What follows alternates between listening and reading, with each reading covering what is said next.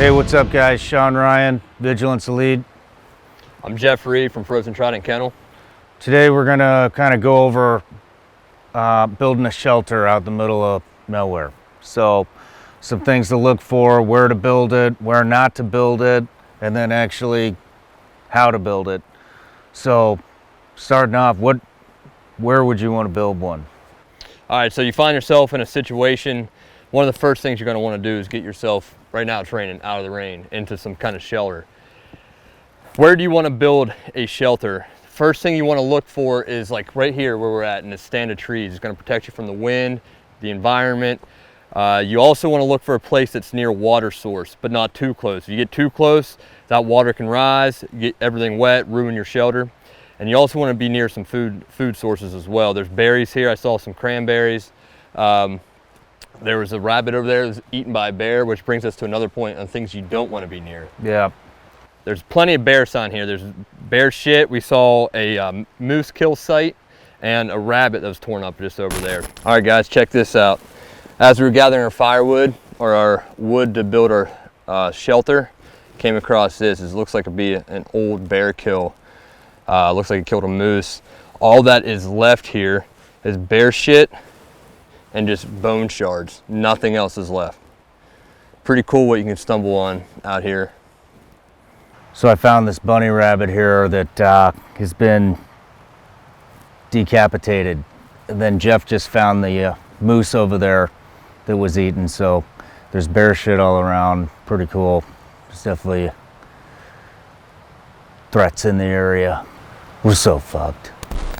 There's plenty of bear in this area, but you can't really help it where you're at in a survival situation. You got to make the best of what you got, and that's where it's important to be in a stand of trees, someplace protecting you. Yeah, you know, you want to kind of be in as much structure as you can find. So it kind of keeps you out of the wind a little bit.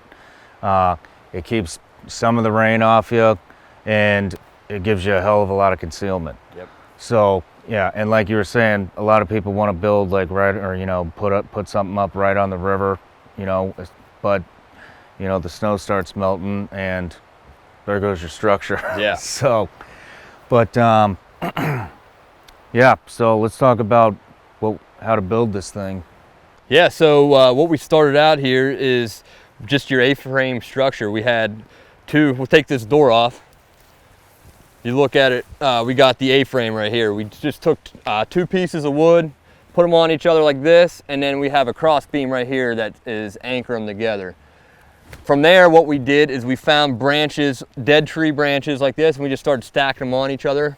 And then once we had this thing covered with tree branches, we took this moss right here, which is all over the place, abundant, which makes an excellent insulator, and we just covered this with moss. That does two things. One, it keeps you out of the rain. It keeps you dry. And two, most importantly, I think, is it insulates it so it traps in the heat. And it blocks wind. Yep. Coming in too.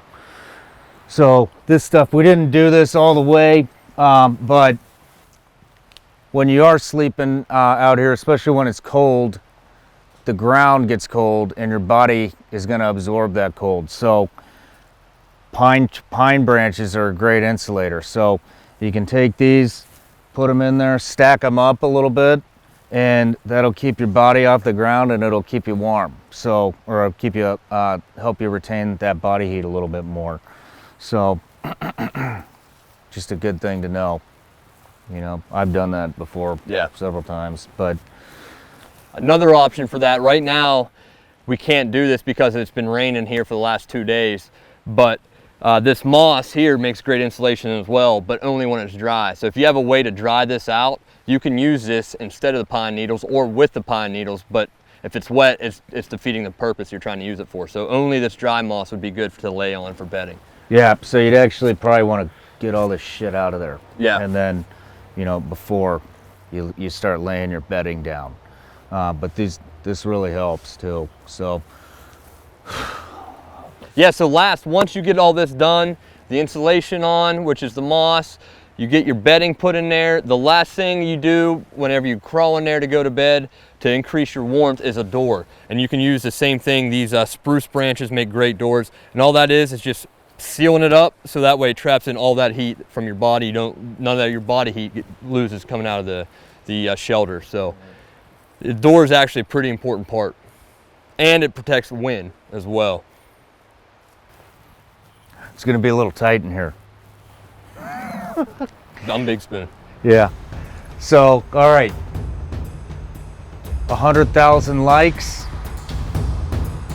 And the film crew's coming back out here and we're doing a winter series. What do you guys think of that? Anyways, subscribe to my YouTube channel. Check Jeff out at Frozen Trident on Instagram. Check his dogs out. They're awesome. And see you next week.